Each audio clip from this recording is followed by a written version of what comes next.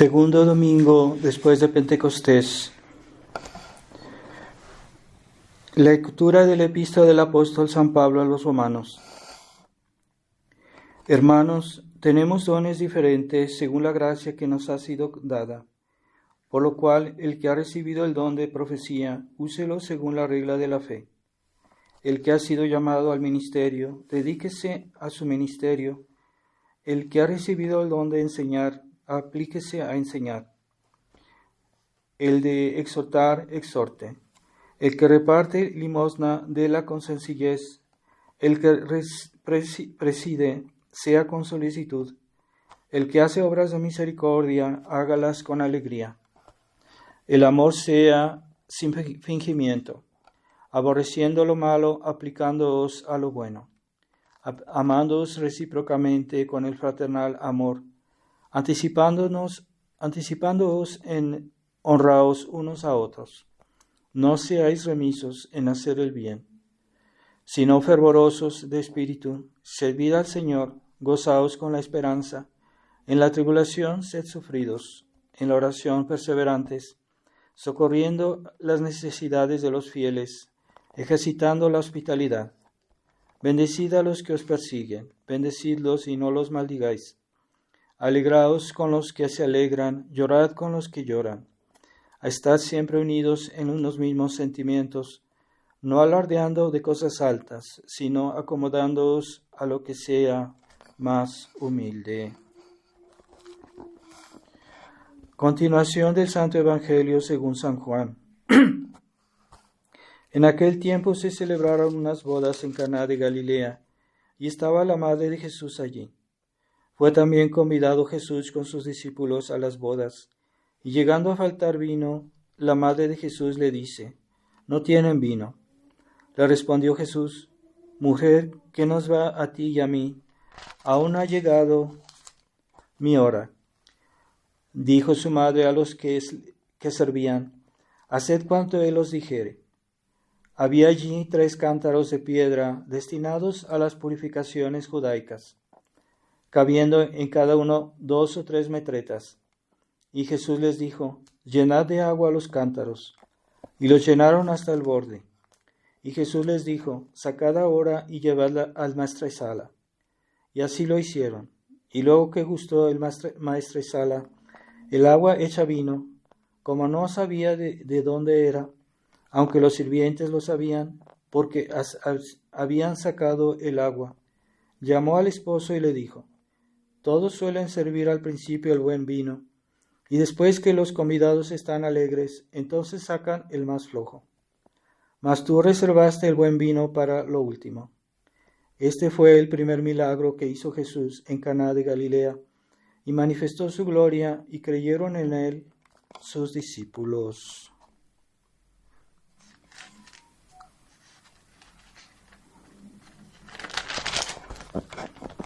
En el nombre del Padre, del Hijo y del Espíritu Santo. Amén. Ave María Purísima. Sin pecado concebida.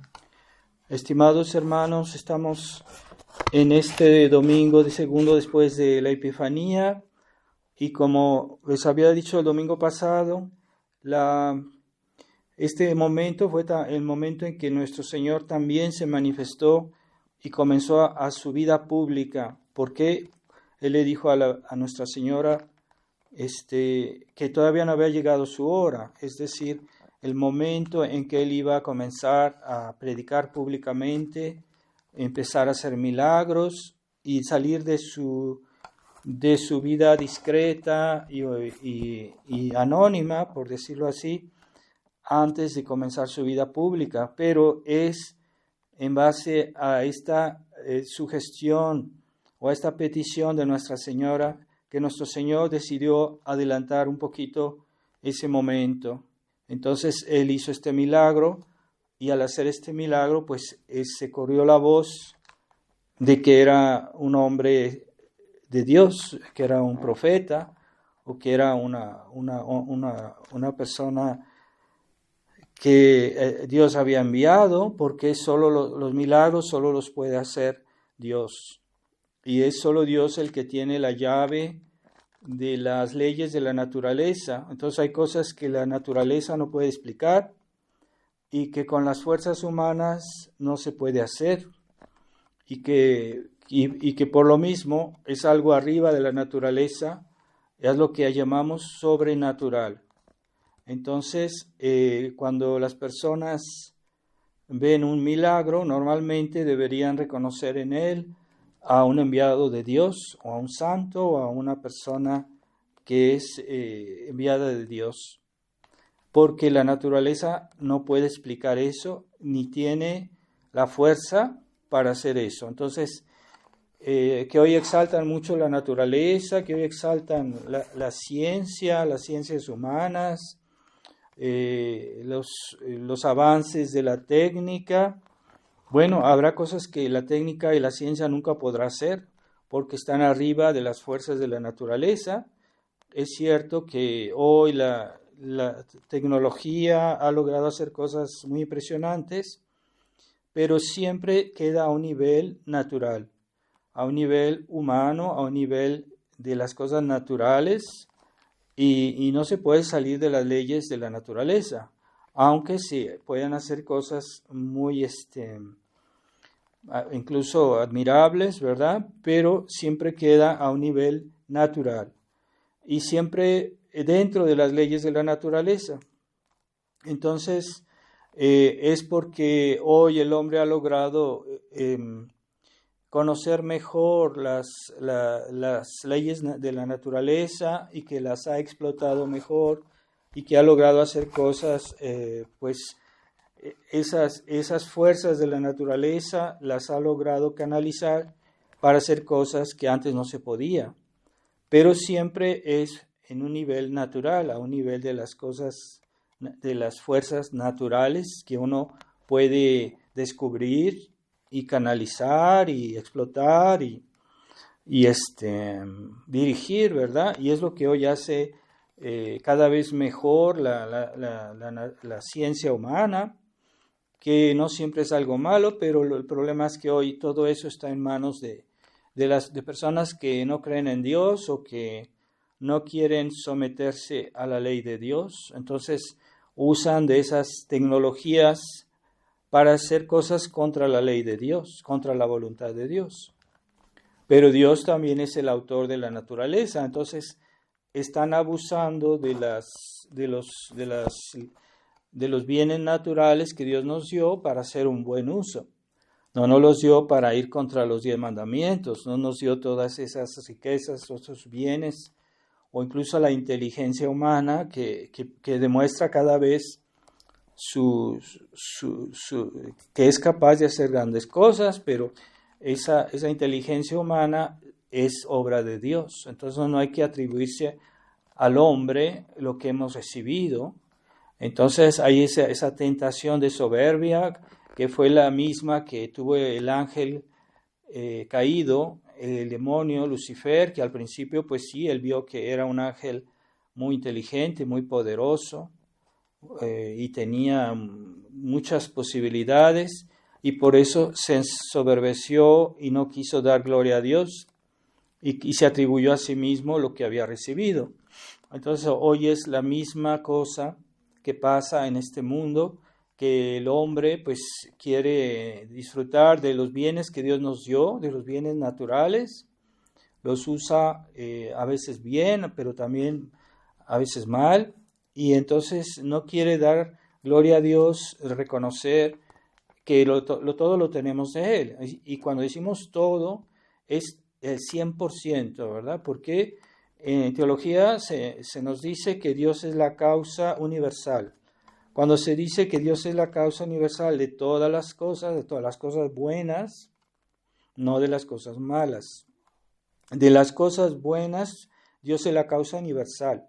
Entonces, el hombre quiere atribuirse a sí mismo pues su inteligencia, o su trabajo, ¿verdad? Pero pues ¿quién nos dio esta inteligencia? ¿Quién nos dio estos brazos con que podemos hacer muchas cosas? Pues fue Dios. Entonces, todo eso viene de Dios, así que por más que el hombre diga que él lo hizo, sí, pero lo hiciste con las talentos, con los dones de la naturaleza que Dios te dio, porque la naturaleza es obra de Dios.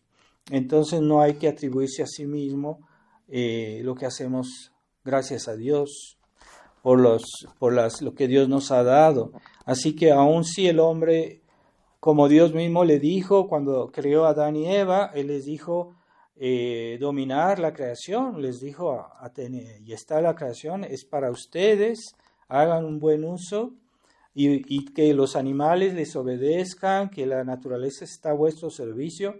Eso se los dijo Dios. Entonces Dios quiere que el hombre domine la naturaleza, que domine a los animales. Está en el libro del Génesis, cuando Dios le dijo a Adán que estaban ahí para ellos dominaran al mundo, a los animales, pero el hombre la naturaleza, los animales están al servicio del hombre, pero el hombre está al servicio de Dios. Entonces es lo que hoy los naturalistas liberales no quieren reconocer, ¿verdad? Que el hombre debe obedecer a Dios y que está al servicio de Dios al 100%, ¿verdad? Y las criaturas obedecen a Dios por medio del hombre. Y ese fue el plan original, está en el libro del Génesis. Entonces, el naturalismo es parte de la ideología liberal y que no quiere reconocer a Dios sus derechos, pero tampoco quiere reconocer que Dios es el autor de la naturaleza. Y quieren negar eso, y entonces no quieren reconocer tampoco el orden sobrenatural. O sea, que arriba de la naturaleza hay todavía otro mundo sobrenatural que es mucho, mucho más importante y mucho más poderoso, ¿verdad? El poder de Dios, el poder y de todos esos que son amigos de Dios, ¿verdad? Los ángeles buenos, los santos, o sea, ellos tienen mucho más poder que toda la naturaleza, que así que no se vanagloríen, que hoy pueden hacer armas, que pueden hacer cosas muy impresionantes, ¿verdad? Con las tecnologías modernas, con la era digital, ¿verdad? Que se vanaglorían de eso, pero un solo ángel podría destruir todos los ejércitos del mundo, un solo ángel, ¿verdad? Con la ayuda de Dios. Por eso cuando San Miguel reprimió al demonio, no le dijo, yo te mando, yo te castigo. No, él dijo, que Dios te reprima. Es decir, por medio de mí, por medio del ángel, que Dios reprimiera al demonio. Entonces, los santos, ciertamente, San Miguel, los ángeles, Nuestra Señora, tienen mucho poder, pero ese poder les viene de Dios. Y ellos lo reconocen, ellos lo aceptan, ellos lo dicen, ¿verdad? Por eso cuando rezamos a Nuestra Señora decimos, ayuda, no decimos, ten misericordia de nosotros, le decimos, ruega por nosotros, ¿verdad? Cuando rezamos a los santos, a los ángeles, no decimos, ayúdame, sino le decimos, ruega por nosotros. En las letanías, ruega por nosotros. Mientras cuando rezamos las letanías a Sagrado Corazón, que es Dios, no decimos ruega por nosotros, porque Él es el que es el autor de todo bien. Entonces decimos, ten misericordia de nosotros. Esa es la razón. Entonces debemos reconocer que de todo viene de Dios. Por eso San Miguel reprimió al ángel, no así diciendo, es que yo soy poderoso, yo te mando, yo te obligo a que hagas esto. No, él lo hizo en nombre de Dios. Lo dijo que Dios te reprima. Y es lo que decimos en el exorcismo de San Miguel, que fue compuesto por el Papa León XIII. Entonces, imperativi Deus, que Dios te reprima, que Dios... Entonces, nosotros podemos ser instrumentos de Dios, claro que sí, pero no somos Dios. Y no somos independientes, ¿verdad? Porque el naturalismo, el liberalismo quieren ser independientes de Dios. Quieren que el hombre se independice de Dios y de la Iglesia. Por eso los liberales no quieren saber de la Iglesia, no quieren reconocer que la iglesia tiene poderes y que tiene un mandato divino, es decir, de la parte de Dios. Dios quiere que obedezcamos a la iglesia porque Dios lo dispuso así. Y el que no quiere obedecer a la iglesia, entonces es rebelde y está resistiendo al ordenamiento de Dios. Dios dispuso así las cosas. Entonces, sí, es que son hombres también como nosotros. Sí, son hombres como nosotros, pero Dios lo ha dispuesto así. Entonces hay que obedecer a la iglesia. Entonces la iglesia nos ha dado preceptos, ¿verdad? No están solo los 10 mandamientos en nuestro catecismo, están los preceptos de la iglesia. La iglesia también nos da órdenes en nombre de Dios. O sea, porque también puede pasar que algunos eclesiásticos se creen así como que si fueran propietarios de la iglesia. No, ellos están ahí en nombre de Dios, representando a Dios. Entonces sí tienen el derecho a ser obedecidos, claro que sí, pero a lo que Dios ha dispuesto. No para destruir la iglesia, no para hacer una nueva fe, una nueva misa, una nueva religión. No, para eso no tienen derecho, para eso no están ahí. Entonces, cuando Monseñor Lefebvre estaba en vida, o sea, nosotros lo obedecíamos con placer porque sabíamos que lo hacía realmente por amor de Dios y por nuestro bien. Y entonces es fácil obedecer en esas condiciones.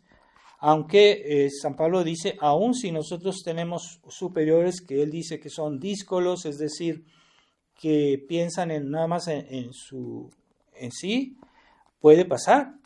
Pero dice, aún así hay que obedecerlos. En todo lo que no es malo, en todo lo que no es pecado, hay que obedecerlos. Entonces, y San Pablo dice eso, ¿verdad? Aun cuando hay personas o un papá que le dice a su hijo, haz esto, y se lo dice de una manera desagradable, tal vez no correcta, tal vez no humilde, entonces aún así el hijo debe obedecer y con respeto, no solo así materialmente, sino obedecer bien, con respeto y sumisión y humildad. Aun si el superior no es ni humilde, ni respetuoso, ni correcto, su manera de ser puede pasar, hay casos. Entonces, aún así, Dios nos pide en la obediencia ser respetuosos y no estar ahí altaneros como mucha gente hoy se ha vuelto así y que están siempre objetando todo, ¿no?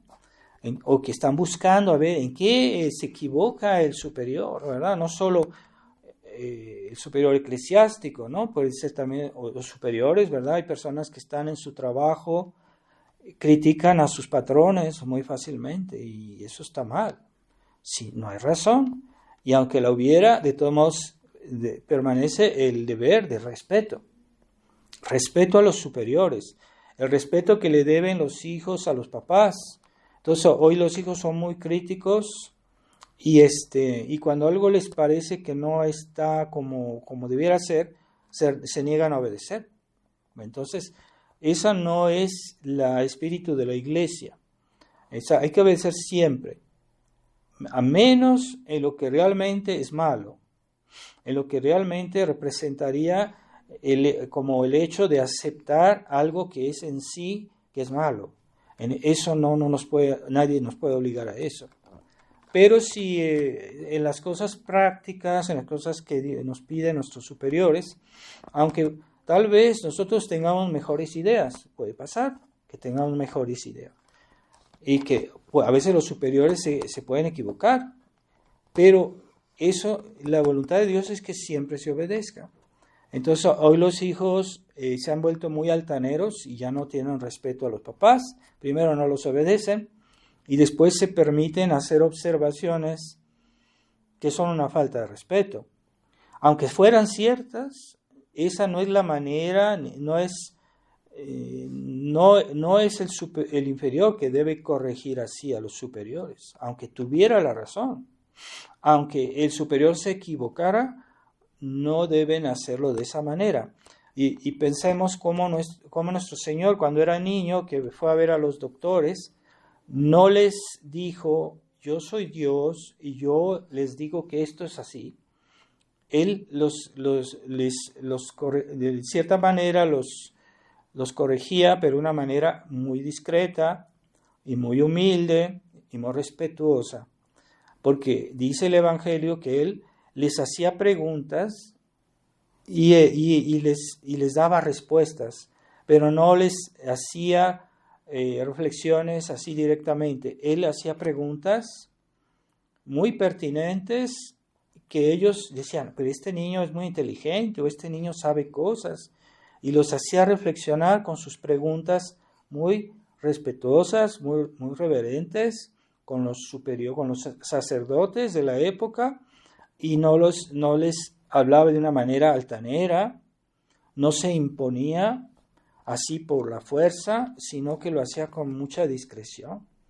Les hacía preguntas y luego esperaba que ellos también le preguntaran y ella les daba las respuestas, ¿verdad? O sea, él no se ponía adelante, no se imponía a los superiores. Y nos dio el ejemplo de esa humildad que hay que tener con los superiores, ¿verdad?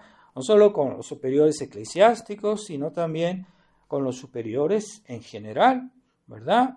Que fuera las personas que tienen un patrón en su trabajo, o los niños que deben obedecer a sus papás, o incluso que la mujer debe obedecer a su marido, que hay muchas mujeres tradicionalistas que están contaminadas de espíritu feminista, que son a veces ellas las que quieren dirigir el barco, y no, finalmente es el marido.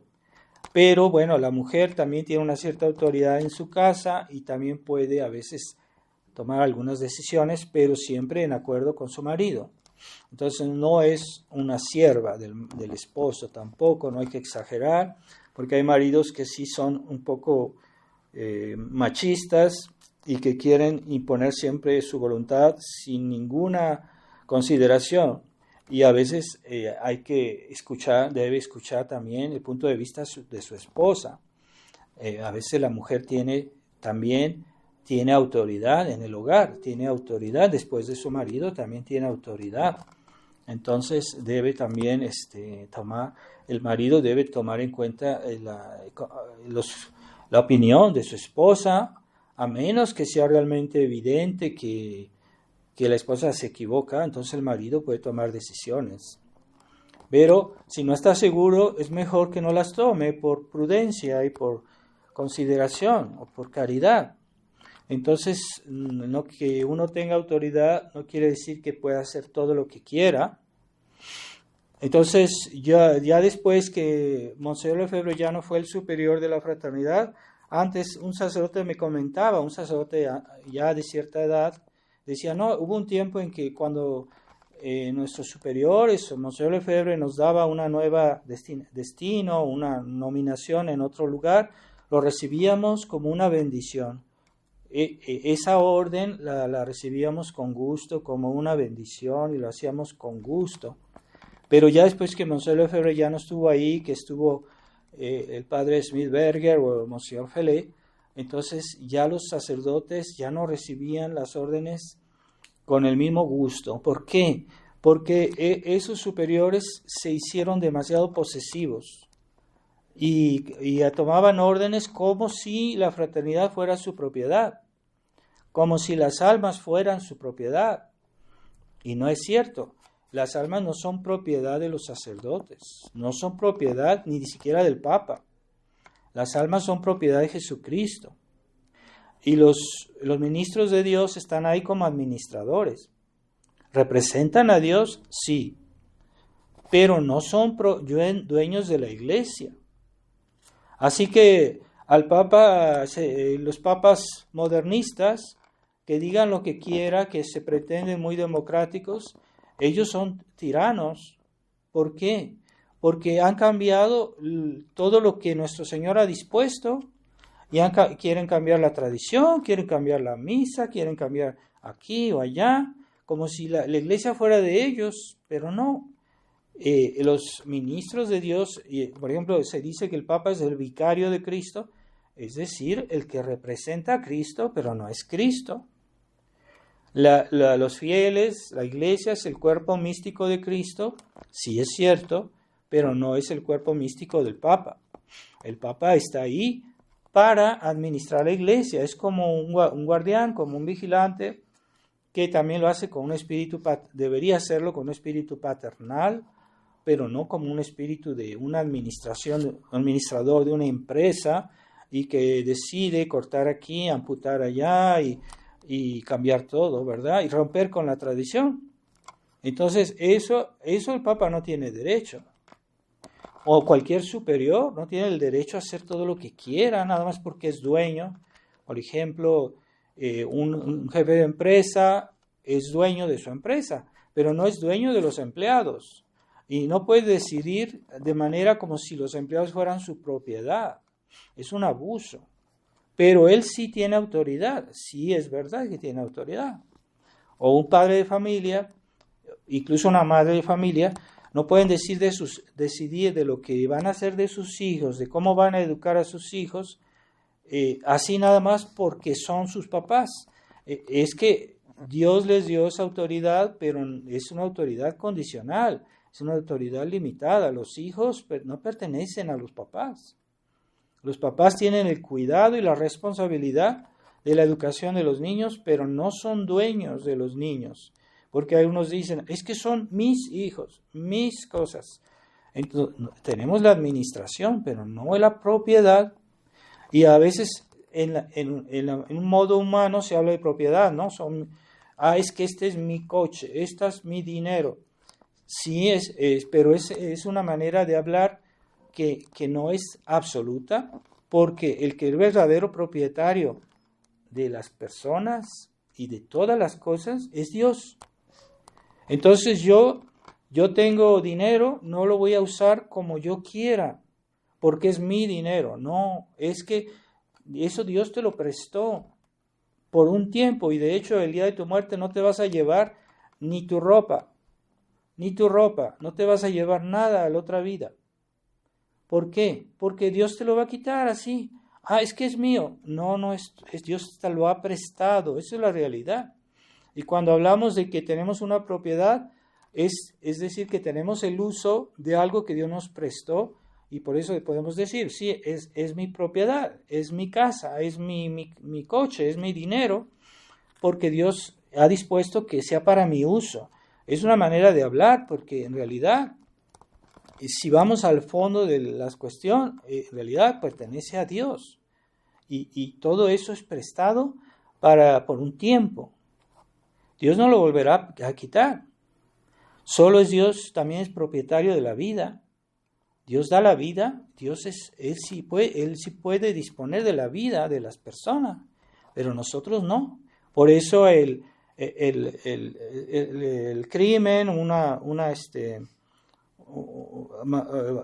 matar a una persona, pues es pecado, porque nosotros no tenemos derecho a decidir de eso, a menos que sea en defensa propia o por una razón muy grave, ¿verdad? O una guerra justa, pero eso es por necesidad, no es porque podamos hacerlo así nomás, porque podamos nosotros decidir eso.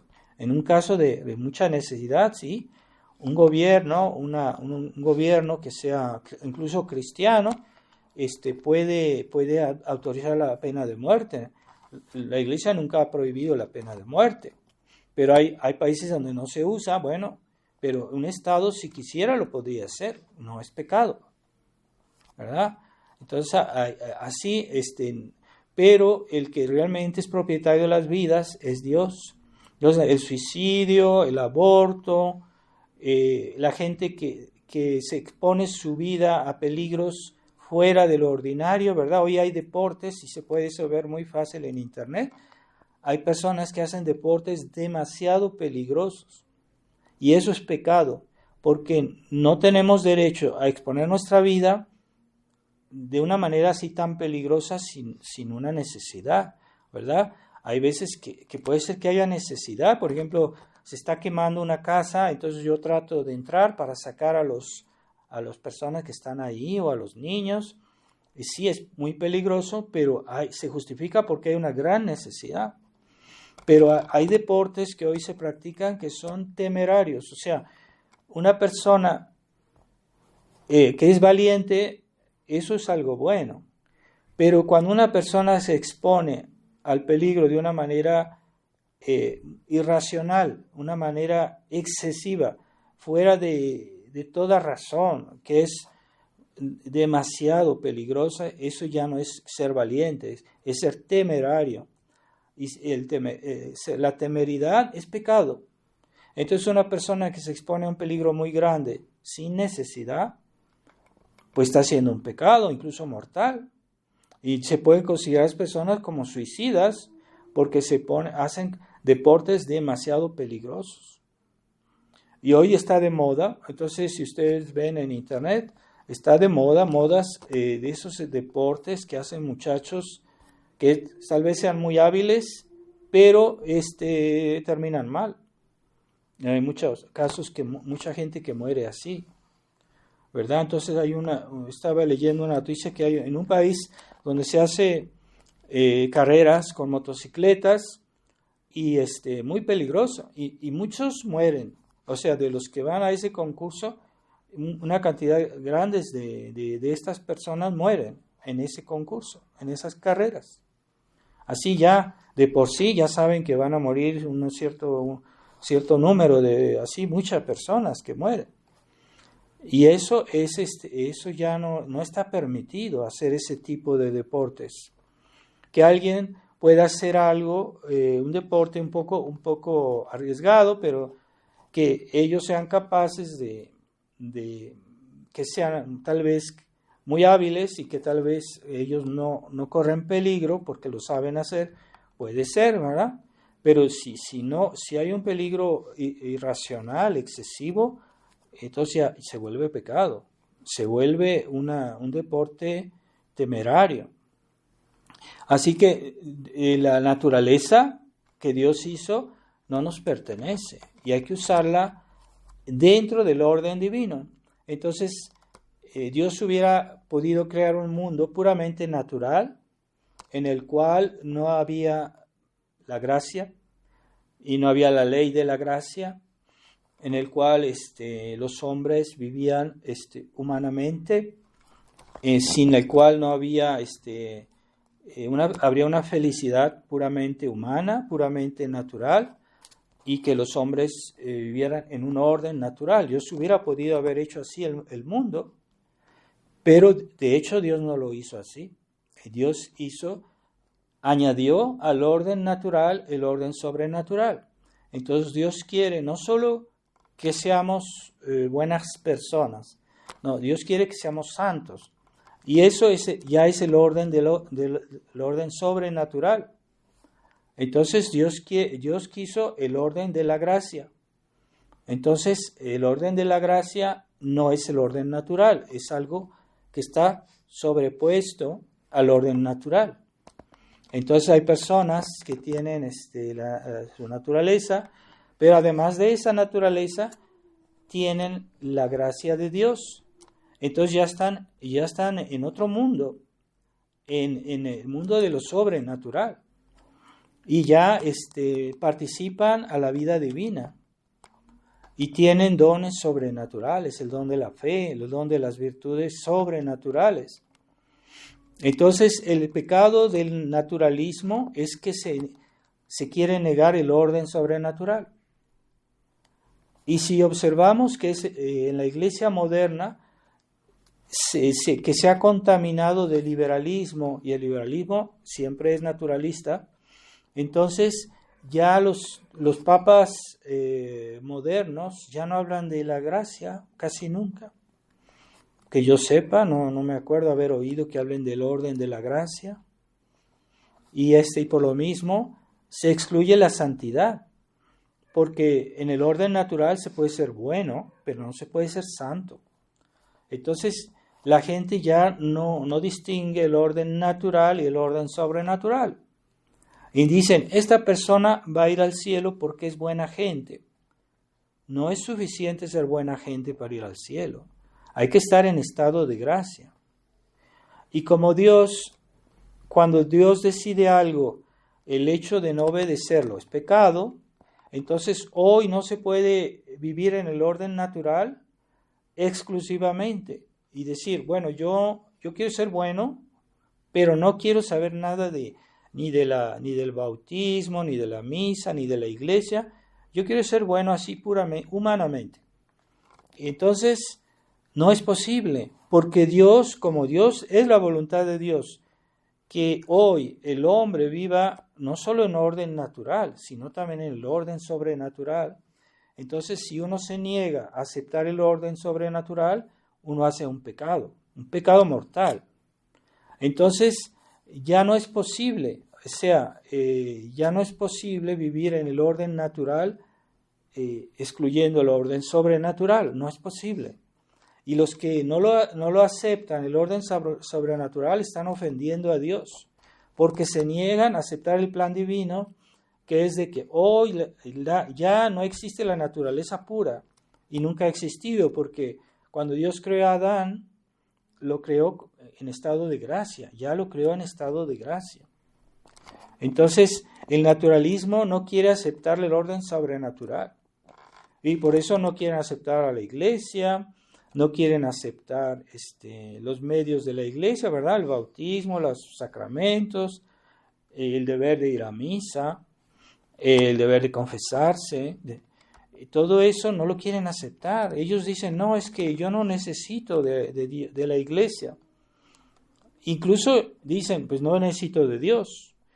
A mí me basta los medios naturales, me basta la ciencia moderna para ser feliz, para hacer todo lo que me gusta, divertirme, el dinero, la riqueza, los bienes materiales, la buena comida, todo eso es natural, pero a ellos les basta eso. Y el hecho de que no quieran aceptar que debemos vivir en gracia de Dios, y que debemos cuidarnos de no hacer el pecado, que debemos someternos a la ley de la iglesia, a la enseñanza de la iglesia. Hoy la gente moderna no le va ni le viene lo que diga la iglesia. Ellos opinan sobre todo. ¿Qué dijo la iglesia sobre esto, sobre el aborto? ¿Qué dijo la iglesia sobre el uso de los bienes humanos? ¿Qué dijo la iglesia? Eso no les va ni les viene, porque son naturalistas y no quieren aceptar que Dios puso la iglesia para enseñarnos la verdad, para enseñarnos la ley de Dios, para enseñarnos el camino. Entonces, hoy todos son maestros, o sea, hay que oírlos hablar, como hablan, con esa soberbia, que creen que saben todo, y por eso son democráticos, porque la verdad no viene de Dios, viene del pueblo. Sí, es que el pueblo siempre va a escoger lo mejor.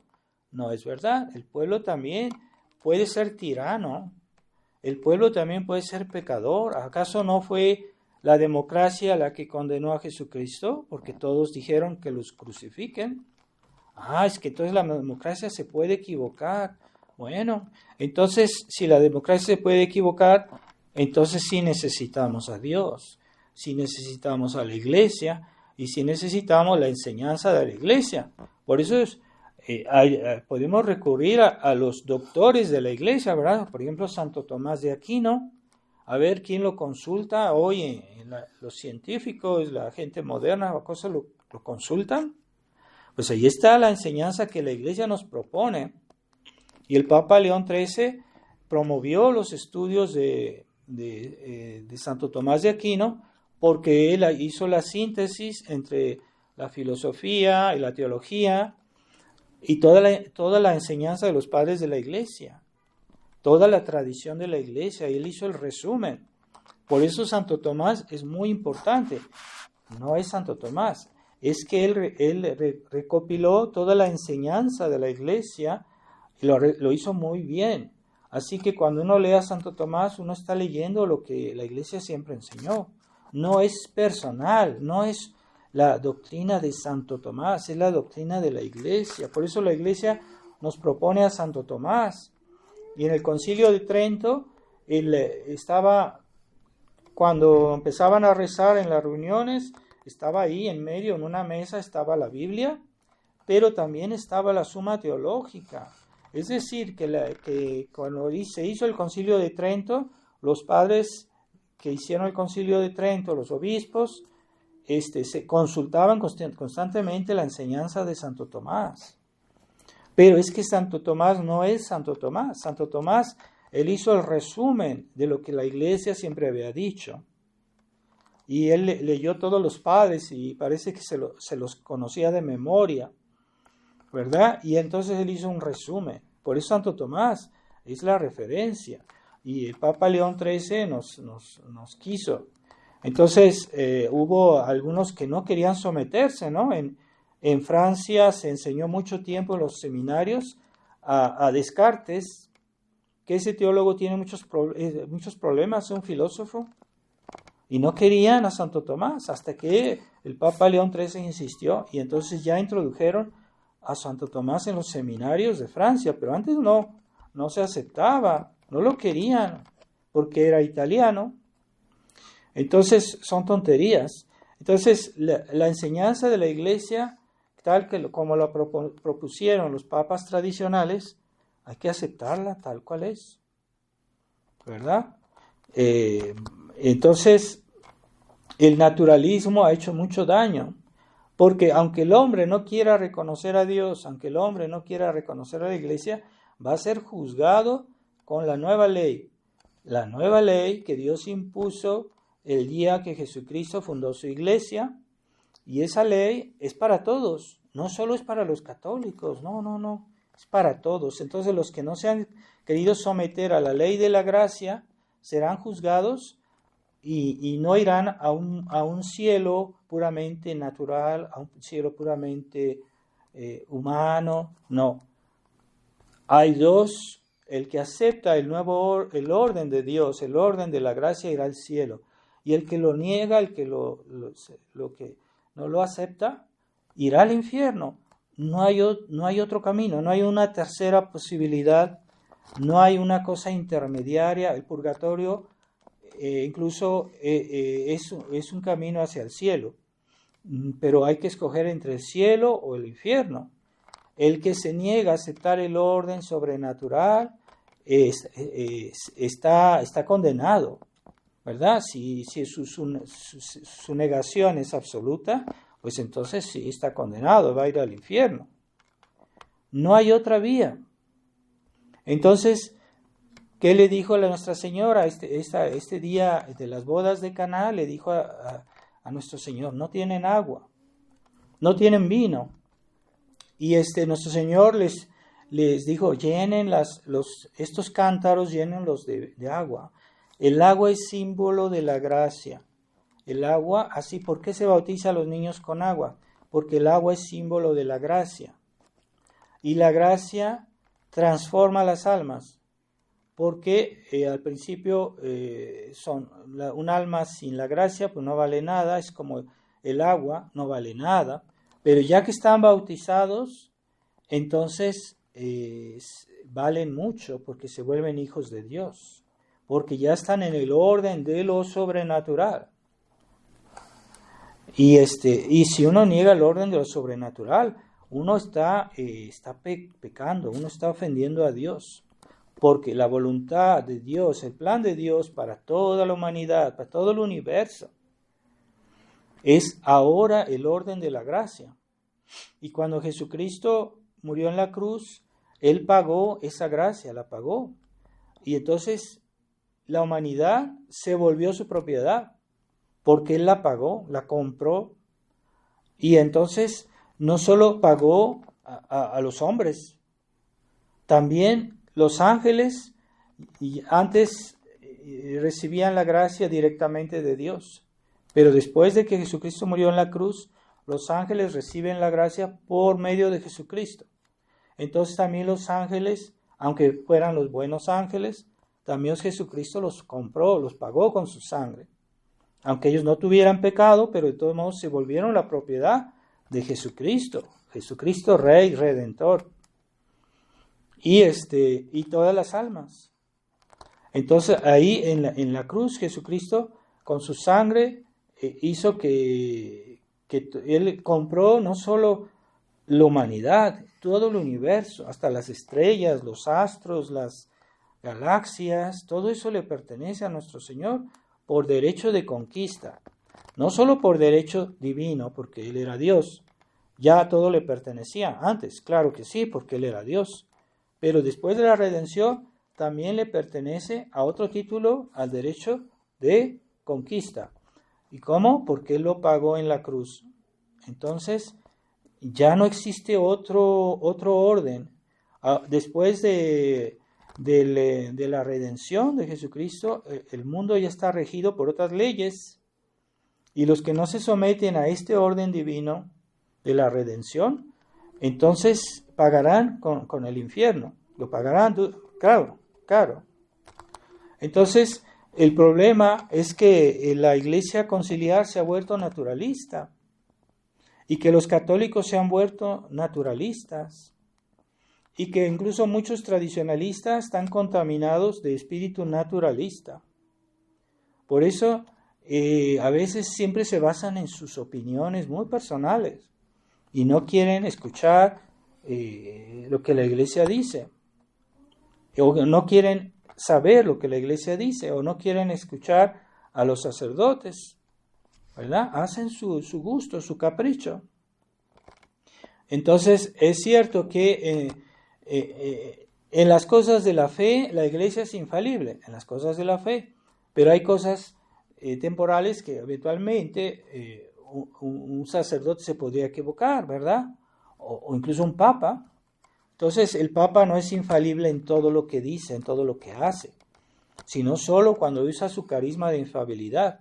Así que el papa no es infalible en todo, pero sí tiene una gracia especial para acertar, para decir la verdad todo el tiempo, aunque no siempre es infalible.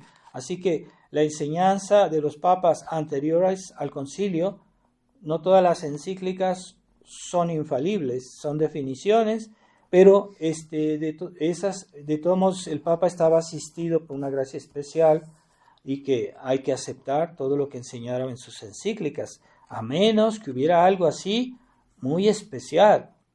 Y es lo que pasó después del concilio, pero si uno examina las encíclicas de los papas antes del concilio, es que todos decían lo mismo. O sea, aun si no eran infalibles en todo, pero sí tenían una especial asistencia de Dios, y aún así decían casi siempre la verdad, o sea, siempre. Y si uno compara la enseñanza de todos los papas y todos los santos, y todos los doctores de la Iglesia, los concilios, en la historia de 2000 años, pues si uno ve, es que dice siempre lo mismo, o sea, la misma doctrina, la misma fe. Entonces, eso de estar siempre juzgando a lo que dice un superior es cierto que hoy hay muchos problemas en la Iglesia, es cierto que hay muchos problemas en la sociedad, pero eso no nos da derecho en un ambiente que es bueno, por ejemplo, estar juzgando siempre, ¿verdad? O los hijos que se han vuelto muy rebeldes con sus papás, muy críticos. Incluso los hijos regañan a los papás hoy, es muy común. Entonces es una falta de respeto.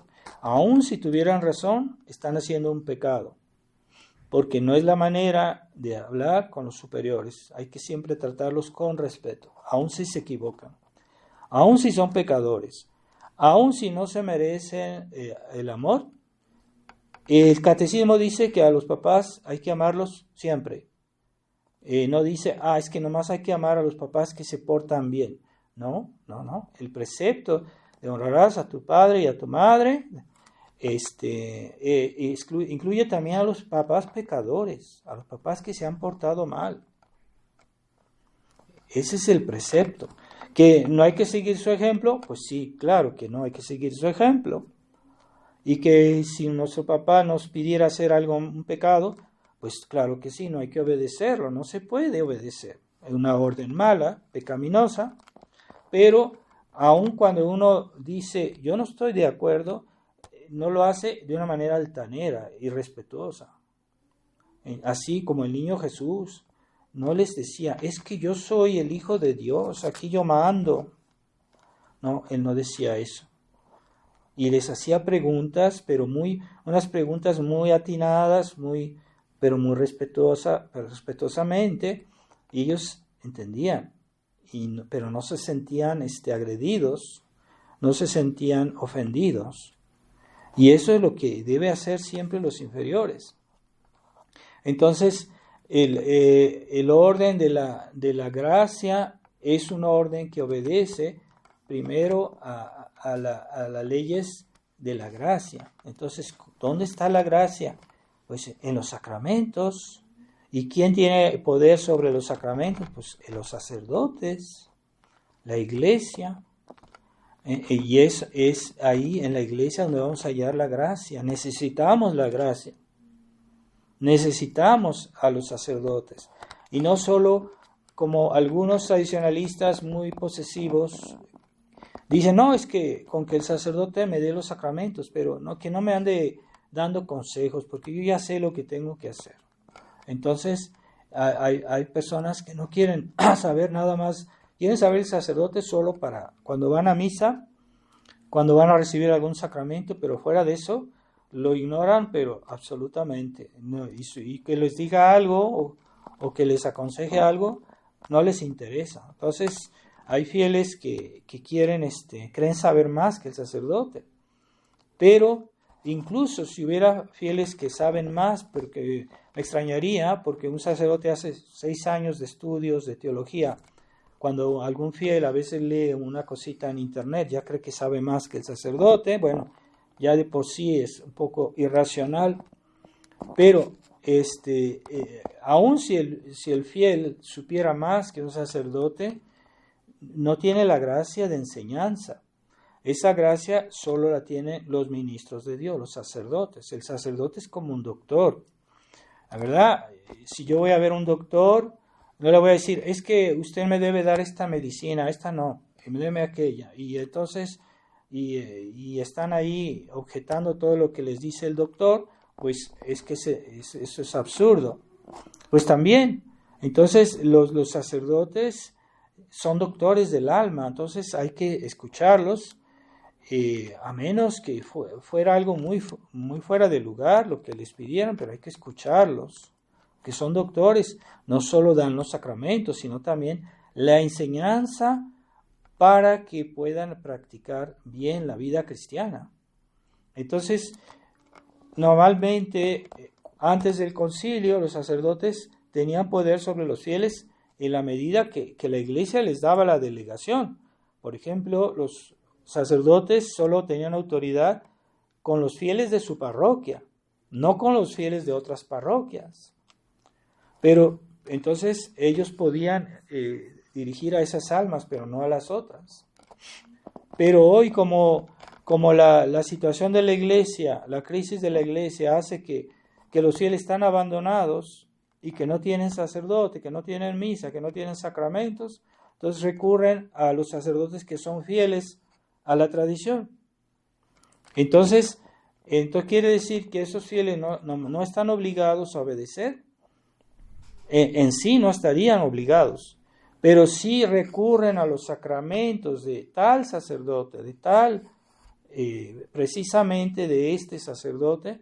Entonces el sacerdote les puede dar los sacramentos, pero el sacerdote tiene el derecho de exigir a los fieles las buenas disposiciones para poder recibir los sacramentos. Entonces el sacerdote adquiere un derecho, si los fieles le piden a él los sacramentos, entonces el sacerdote adquiere el derecho sobre ellos, en el sentido de que si tú quieres que yo te dé la comunión, tú debes hacer así, tú debes estar en estado de gracia, tú debes vestirte bien, tú debes venir a la mesa con respeto, el sacerdote adquiere ese derecho y los fieles tienen que obedecer. No porque el sacerdote sea su párroco, que tiene según la ley, como se hace normalmente en la iglesia, pero como estamos en un caso de necesidad y el derecho canónico, el derecho de la iglesia prevé ese caso de necesidad, en ciertos casos hay necesidad y el sacerdote puede dar los sacramentos cuando normalmente no podría, ¿verdad? Una persona se accidenta y normalmente esa persona no es un fiel de este sacerdote, no es de su parroquia, pero en ese momento, porque es un caso de necesidad, el sacerdote le puede dar los sacramentos, porque la iglesia le da el derecho, y eso está en la ley de la iglesia que se llama el derecho canónico. Entonces, hoy, como estamos en una situación extraordinaria, en que el Papa no hace bien su deber, en que los obispos no hacen bien su deber, entonces los fieles están en un caso de necesidad extrema. Entonces el derecho le da a los sacerdotes, a cualquier sacerdote, la posibilidad de dar los sacramentos a unos fieles que no son de su parroquia. Entonces, en ese caso, él adquiere el derecho de decir, bueno, está bien, quieres venir a mi misa, quieres recibirme sacramentos, pues entonces tienes que portarte bien, tienes que estar en estado de gracia, tienes que hacerlo de tal manera y tienes que aceptar mis consejos para que tú recibas bien el bautismo o la comunión o la confesión, lo que fuera. Entonces el sacerdote adquiere ese derecho.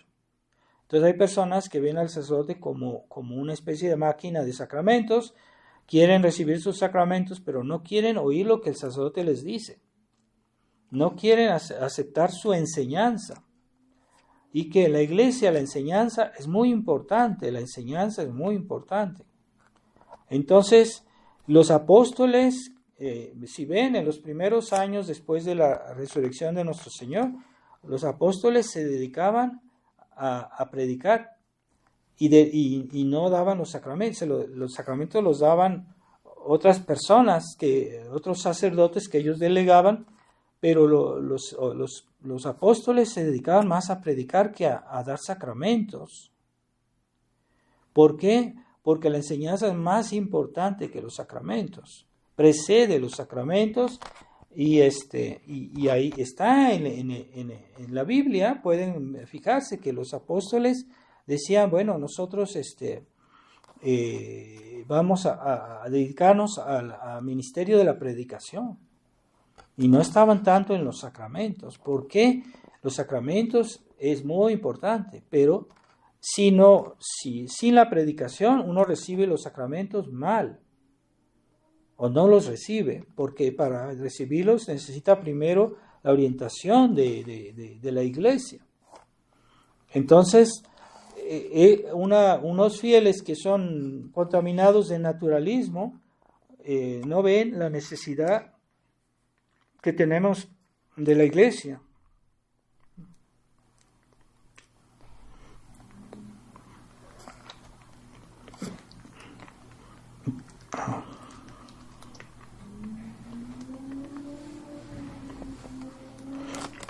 Entonces, ahí está la necesidad del orden de la gracia y que hoy estamos contagiados a veces de esa mentalidad, que a veces sí reconocemos el orden de la gracia, pero en la práctica no tanto. Entonces hay que pedirle a Dios ese espíritu sobrenatural. Y ahí está, es la intercesión de la Virgen María que hizo que el agua se convirtiera en vino. Y un alma que está bautizada ya no es puramente natural como el agua, sino que ya tiene un valor divino, así como el vino vale más que el agua, y una persona que está bautizada pues ya no es una cosa puramente natural, es un hijo de Dios, y ya su alma pues está la vida de Dios. Entonces sus actos valen más que las cosas naturales. Y Santo Tomás nos dejó bien claro que el orden sobrenatural está muy por arriba del orden natural. Entonces, como ya les he dicho en otras ocasiones, ¿no? Un solo acto hecho en espíritu de fe y con el amor de Dios sobrenatural, vale más que todo el mundo, vale más que todo el universo. Un solo acto, una pequeña oración que dice un niño con verdadera fe y que dice ya en el orden de la gracia, pues esa oración vale más que todo el universo natural, no el universo sobrenatural, vale más que todo el universo. ¿Por qué? Porque el orden sobrenatural está muy por arriba del orden natural. Pero hoy la gente liberal, los católicos liberales, desprecian el orden sobrenatural. Y para ellos es más importante pues ir de fiesta que ir a la misa.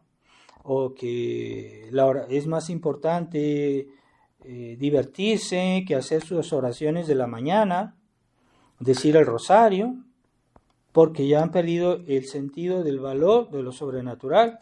Y la Iglesia Conciliar fomenta eso.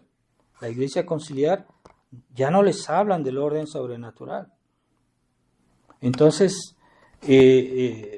están en camino a perder la fe, porque si no aceptan el orden sobrenatural, pues la Iglesia ya no es necesaria. ¿Para qué? No son necesarios los sacramentos, no es necesaria la misa, no es necesaria la fe. La enseñanza de la fe ya no es necesario, porque con los medios humanos uno se salva, uno es bueno, uno irá al cielo. Es una mentira. Entonces, si ya no vemos la necesidad del orden sobrenatural, estamos expuestos a cometer muchos pecados y no hacer nuestras obligaciones.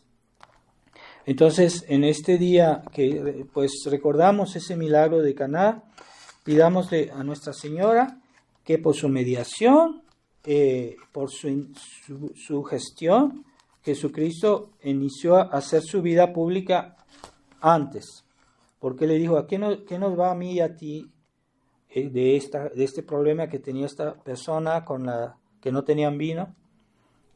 Pero como la Virgen le pidió, él aceptó de avanzar el momento en que iba a comenzar su vida pública, porque le había dicho a Nuestra Señora, todavía no es mi hora, o sea, como diciendo, todavía no empiezo a hacer mi vida pública. Pero entonces, como la Virgen le pidió, entonces él avanzó el tiempo en que iba a comenzar su vida pública y hizo este milagro, que fue como el comienzo de su vida pública, el momento que comenzó a hacer milagros en público, y que ya la gente dijo, pues él debe ser un profeta, debe ser un santo, debe ser un enviado de Dios. Y por la sugestión de la Virgen, la intercesión de la Virgen María, la mediación. Entonces ella es mediadora universal y corredentriz. Eso también se vio después, el día de la crucifixión de nuestro Señor. Pero ella sí, por su mediación, Jesucristo comenzó su vida pública y su obra de enseñanza y de salvación de las almas por la intercesión de la Virgen María. Ave María Purísima, sin pecado concebida. En el nombre del Padre, del Hijo